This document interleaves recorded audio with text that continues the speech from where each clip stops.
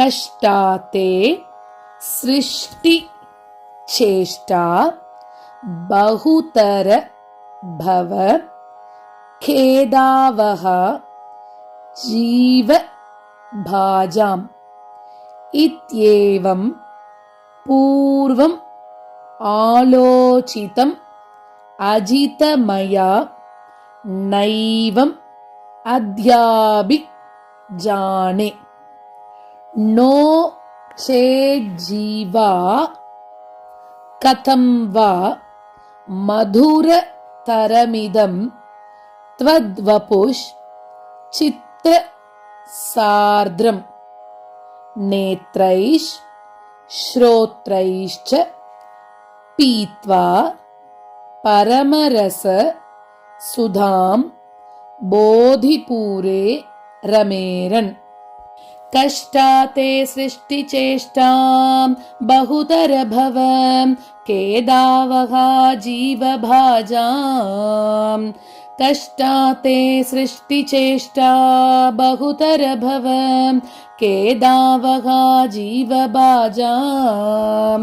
இத்யேவம் பூர்வமாலோசிதம் அஜிதமயா நைவமத்யாபிஜானே. இத்யேவம் பூர்வமாலோசிதம் அஜிதமயா நைவமத்யாபிஜானே.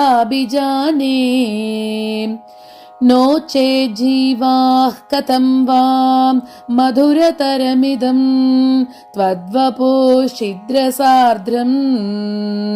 No சேஜீவாः கதம் வா மதுரதரமிதம் த்வத்வபுஷித்ரசார்த்ரம்.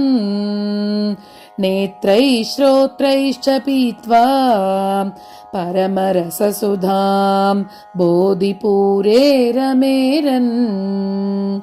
நேத்ரைः ஸ்ரோத்ரைश्च பீத்வா பரமரசசுதாம் போதிபூரே ரமேரன். கஷ்டாதே சிருஷ்டிச்சேஷ்டா பகுதரபவம் கேதாவஹா ஜீவபாஜாம். இத்யேவம் பூர்வமாலோசிதம் அஜிதமயா நைவமத்யாபிஜானே.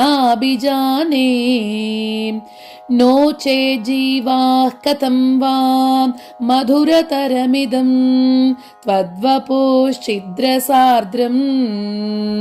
நேத்ரைः ஸ்ரோத்ரைश्च பீத்வா பரமரசசுதாம் போதிபூரே ரமேரன்.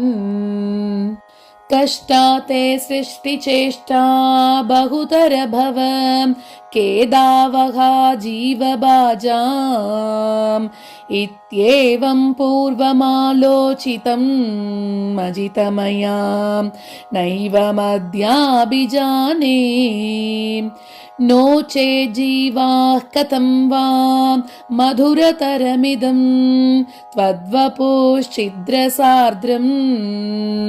நேத்ரைः ஸ்ரோத்ரைश्च பீத்வா பரமரசசுதாம் போதிபூரே ரமேரன்.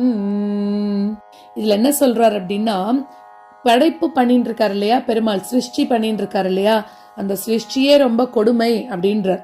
ஏன் அப்படின்னா, இப்ப பெருமாள் சிருஷ்டி பண்ணி நம்மளுக்கெல்லாம் ஒரு பிறவி ஒண்ணு கொடுத்து மனுஷனாவோ இல்ல விலங்குகளாகவோ ஏதோ ஒண்ணு கொடுத்து நீ போ அப்படின்னு தள்ளி விட்டுடுறாரு. நம்மள இந்த மண் உலகத்துக்கு தள்ளி விட்டுடுறார்.